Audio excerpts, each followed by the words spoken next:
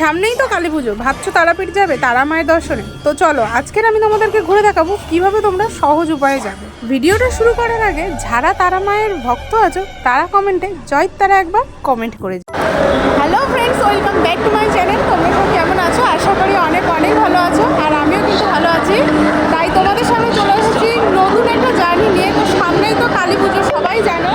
আর আমরা কিন্তু আজকে যাচ্ছি তারা মায়ের দর্শনে। তো হঠাৎ করেই ঠিক হয়ে গেছে, কোনো প্ল্যানিং ছিল না, তাই কিন্তু আমাদের টিকিটও কাটা নেই। আর 16ই অক্টোবর, ঘড়িতে বাজে 10:24, আর আমাদের ট্রেন কিন্তু আছে 11:20 পদাতিক এক্সপ্রেস। তো চলো জেনারেলের টিকিট কাটি এবং কেমন ভিড় থাকে, সিট পাওয়া যায় কিনা, সেই সব ভিডিও কিন্তু তোমাদের সামনে আসছে, এবং কত কম খরচে তোমরা যেতে পারবে সমস্ত কিছুই কিন্তু তোমাদের সঙ্গে শেয়ার করবো। তো এখন কিন্তু আমরা নেমে গেছি শিয়ালদা প্ল্যাটফর্মে, আর আমরা যাচ্ছি কাউন্টারের দিকে। তো চলো টিকিটটা কেটে নেওয়া যাক এবং কত ভাড়া নেয় সেটাও তোমাদের সঙ্গে শেয়ার করবো। কিন্তু আমাদের ট্রেন দিয়ে দিয়েছে 11 নম্বর প্ল্যাটফর্মে, আর আমরা এদিকে এই যে টিকিট কাউন্টারের লাইনে কিন্তু এসেছি টিকিট কাটতে। তো দেখা যাক সিট পাবো কিনা। ট্রেন অনেক আগেই দিয়ে দিয়েছে, আমাদের আসতে লেট হয়ে গেছে। তো 11:20 সময় দেওয়া আছে। কেমন কি ভিড় হয়, জেনারেলে কোনোদিন যাইনি, এই ফার্স্ট টাইম যাবো।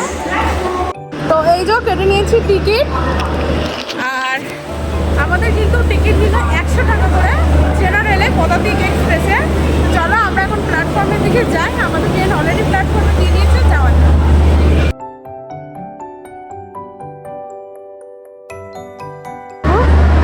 এগুলো হলো জেনারেলের লাইন।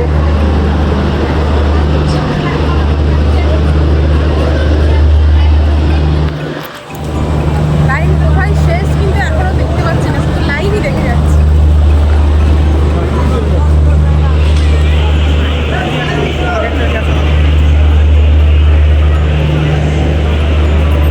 এই হলো পিছনের দিকে জেনারেলের লাইনটা একটু কম আছে, তাই কিন্তু আমরা। তো এই দেখো, এটা হলো সামনের দিকের লাইন, আর আমরা কিন্তু ওটা দেখলাম পিছনের দিকের লাইন, ওখানে কিন্তু লাইনটা বেশি, তাই জন্য কিন্তু আমরা একটু হেঁটে এসে সামনের দিকে লাইনটা দিলাম। তো ট্রেন এই যে আমাদের সবে ঢুকছে, আর এখন দাঁড়িয়ে আছে না লাইন, দেখা যাক যেতে পারি। অবশ্যই তোমাদের সাথে পুরো ভিডিওটা শেয়ার করবো, কেউ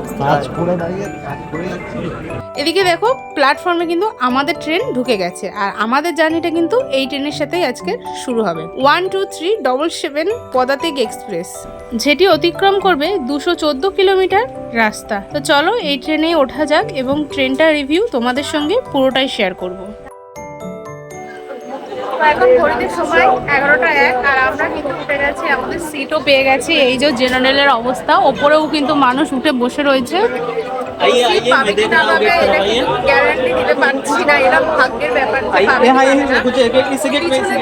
লাইন ছিল, ওখানে দাঁড়ালে আমরা সিট পেতাম কিনা, সামনের দিকে চলে গেছিলাম, লাইনটা অনেকটাই কম ছিল, তাই কিন্তু আমরা সিট পেয়ে গেছি। আর একটা সিটে 4-5 জন করে চলো, যেহেতু কোনো প্ল্যানিং ছিল না, প্ল্যানিং ছাড়াই যাচ্ছি, তার জন্য এইটুকু কষ্ট করাই যায়। বেশি দূরে রাস্তাও না, প্রায় 3 ঘন্টা 4 ঘন্টা রাস্তা এভাবে চলে যাওয়াই যেতে পারে। যেহেতু এই ট্রেনটি শিয়ালদা থেকেই ছাড়ে, তাই কিন্তু আগে এসে জেনারেলে লাইন দিলে কিন্তু তোমরা তোমাদের মন পছন্দ সিট পেয়ে যাবে। আমাদের কিন্তু একটু আসতে দেরি হয়ে গেছিল, তাই জন্য কিন্তু আমরা সিট পেয়েছি, বাট নিজেদের পছন্দ মতো সিটে বসতে পারিনি। জেনারেলে যাবো আর নিজেদের পছন্দের মতো সিটে বসা যাবে, এটা তো আশা করাটাই উচিত। এখন কিন্তু ঘড়িতে বাজে, রাত বলবো না ভোর বলবো বুঝতে পারছি না, 2:50, আর আমাদেরকে কিন্তু এখন প্ল্যাটফর্মে নামিয়ে দিয়েছে। তো চলে এসেছি আমাদের গন্তব্যস্থল রামপুরহাট, আর আমরা এসেছি এই যে এই ট্রেনে পদাতিক এক্সপ্রেস 12377 পদাতিক এক্সপ্রেসে আমাদের আজকে জার্নিটা ছিল। জেনারেলেই এসেছি, মোটামুটি সিট পেয়ে গেছিলাম, ভালোভাবেই আসতে পেরেছি। 214 কিলোমিটার রাস্তা অতিক্রম করে আমরা কিন্তু অবশেষে পৌঁছে গেলাম তারা মায়ের দর্শনে। তো চলো এইখান থেকেই প্ল্যাটফর্মের বাইরে থেকেই এখন কিন্তু আমরা অটো কি টোটো অনেক কিছুই যাই শুনেছি, তবে যেহেতু এখন এই যে ঘড়িতে বাজে 2:50, তো এই সময় পাবো কিনা বা ছাড়বে কিনা জানি না, সেটা আমরা বাইরে বেরিয়ে তারপর দেখছি। আর কিভাবে কি যায়, কত কি ভাড়া নেয়, অবশ্যই তোমাদের সঙ্গে শেয়ার করবো, পুরো ভিডিওটা দেখতে। আর এই যে আমাদের ট্রেন কিন্তু এইখানে এখনো দাঁড়িয়ে আছে। তো এতক্ষণ এই ট্রেনেরই সঙ্গী ছিলাম আমরা। তো টাটা বলে এখন আমরা আমাদের গন্তব্যস্থলে যাই, আর ট্রেন চলে যাক ট্রেনের গন্তব্যস্থলে। এখন এই যে প্ল্যাটফর্মের বাইরে এই যে চলে এসেছি, আর এইটা কিন্তু তারাপীঠ মন্দিরের মতো তৈরি করা, এই যে রামপুরহাট জংশন। আর এইদিকে দেখো অনেক টোটো, অটো, তারপর ম্যাজিক গাড়ি শুনেছি আছে। ম্যাজিক গাড়ি তো দেখতে পাচ্ছি না, শুধু টোটো আর অটোই দেখতে পাচ্ছি। তো চলো যাওয়া যাক, কত কি ভাড়া নেয় সেটাও তোমাদের সঙ্গে শেয়ার করবো। এখানে কিন্তু অনেক গাড়ি আছে।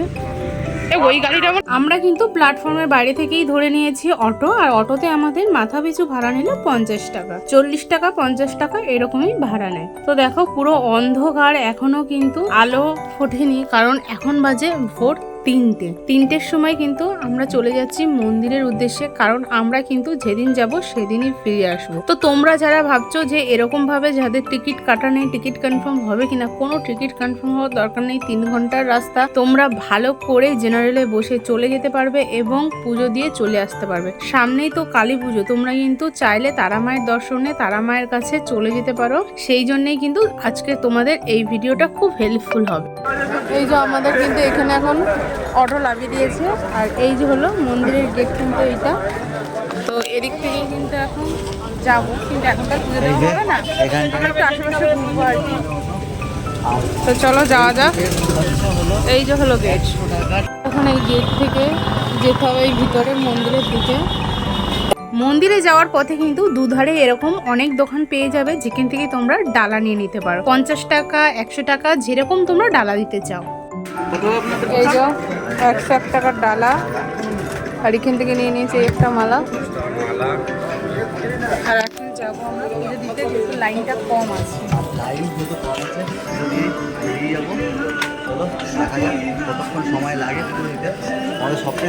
3:30 মন্দিরের সামনে ভিড় দেখো, এখন অনেক ফাঁকা আছে, ওই জন্যই এসে আমরা আগে পুজোটা দিয়ে দিচ্ছি।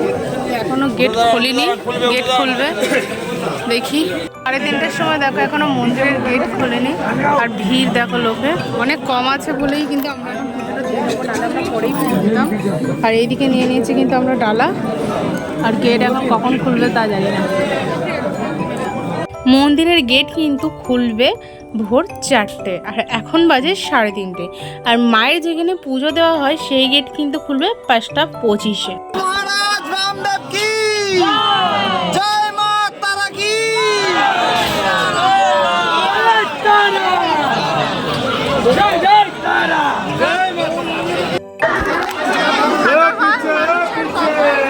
মানে ঠেলাঠালি থাকা লাইন, তবুও দেখো মানুষ ঠেলাঠালি করতে কিন্তু ছাড়বে না, এদের জন্য এরকম ব্যবস্থা।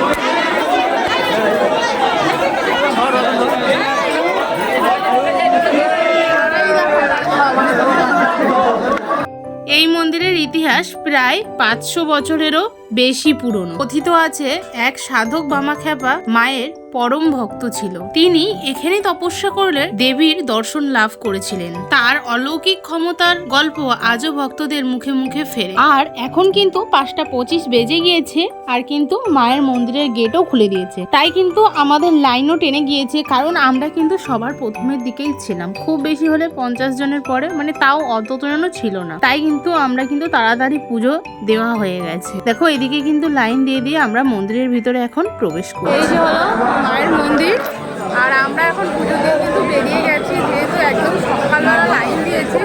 আর আমরা একদম প্রথমেই ছিলাম লাইনে, বেশিক্ষণ লাগেনি। আর লাইন মানে 5টার সময় খুলেছে মন্দির, 5টা 5:30 5:25-এ পুজো করে, তখনই পুজো দেওয়া যায়। আর মন্দিরের ভিতরে তো ভিডিও করা অ্যালাউ নেই, শেয়ার করতে পারলাম না। পুজো কিন্তু খুব ভালোভাবেই দিয়েছি, সত্যি মানে কষ্টটা মনে হচ্ছে না। তো তোমরাও চাইলে একদিনে এসে পুজো দিয়ে আবার ফিরে যেতে পারো। তো সেই ভিডিওটা তোমাদের সঙ্গে শেয়ার করো, চলো পুরোটা ঘুরে দেখাই। চলো চলো। যেহেতু ফোন ভিতরে অ্যালাউ নেই, তাই কিন্তু তোমাদেরকে মায়ের দর্শন করাতে পারিনি। আর এখানে দেখো, এখানে একটা চাতাল আছে, এই চাতালের সামনে দিয়ে তোমাদেরকে মায়ের দর্শন করায়। যেহেতু এই পুরোহিতরা একটু সাইড করে দিয়েছিল, তাই কিন্তু তোমাদেরকে মায়ের দর্শন করাতে পারলাম। এই দেখো, এইখানে এই যে ছাগল বাঁধা রয়েছে, বলির জন্য দেখো বাধা রয়েছে, জানি না বলি কবে দেবে। আর এই যে আর বলি দেওয়া হয় এই জায়গাটাতে।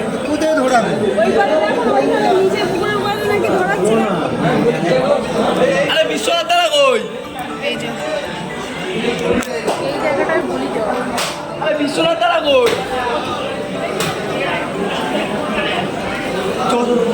ঘড়িতে 6টা বেজে 8। তো আমরা এখন যাচ্ছি তারাপীঠ শ্মশানের দিকে। আর সাধক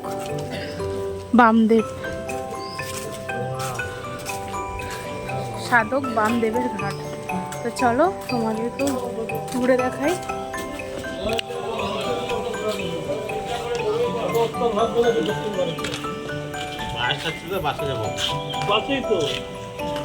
এই যে বামদেবের ঘাট, এই দেখো জল নেই কিন্তু জল কিন্তু অনেক নিচে।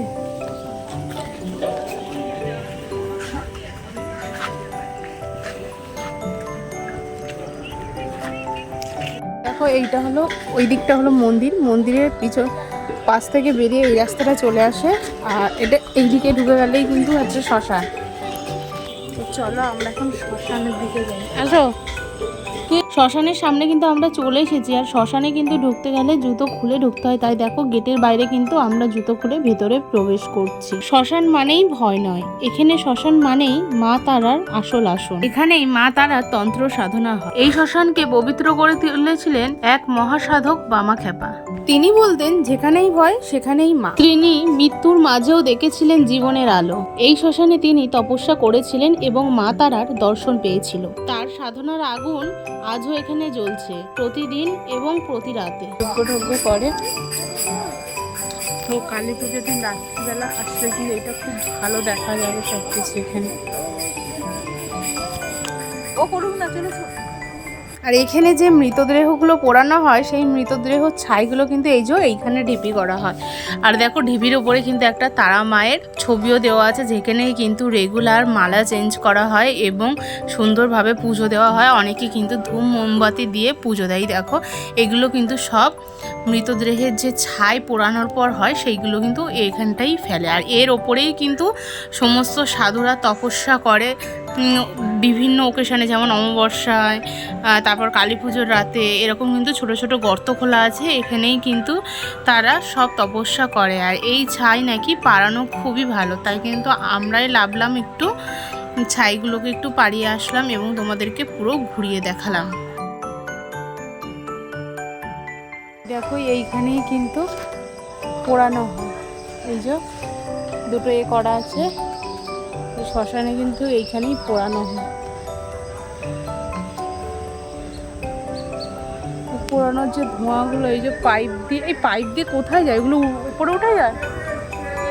আর এই দেখো এই ধোঁয়াগুলো দেখো, এই যে পাইপ সিস্টেম করা, এইগুলো দিয়ে একদম ওই যে লম্বা পাইপ আছে উপরে, ওইটা দিয়ে কিন্তু উপরে উঠে যায়।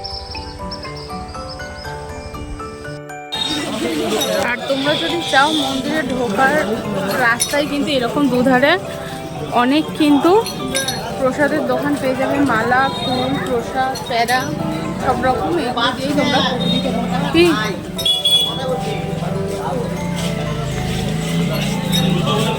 এদিকে আছে সাধক বামাখ্যাপা, যেখানে বসে তপস্যা করতেন এবং যেখানে শ্মশানে বলি দেওয়া হতো। শ্মশানেরই একটা ভাগ, অনেকটা বড়ই। তো ওদিক থেকে শুরু করে কিন্তু শ্মশানটা এই পর্যন্ত শেষ। মেন ওই জায়গাটা পোড়ানো হয়, এইটা কিন্তু পুরোটাই শ্মশান চত্বর। তো দেখো এখানেও কিন্তু সাধক বামাখ্যাপার মূর্তি আছে এবং সেখানেও মোমবাতি দিয়ে সবাই কিন্তু পুজো দিচ্ছে এবং এখানেও দেখো বলি দেওয়ারও ব্যবস্থা করা আছে।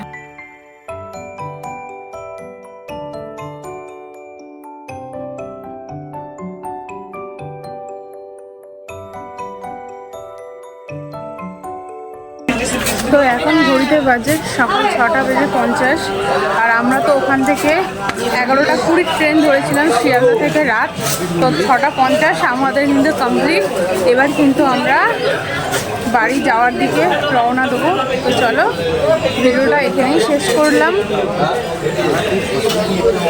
আজকের ভিডিওটা এই পর্যন্তই। কেমন লাগলো অবশ্যই কমেন্টে জানিও।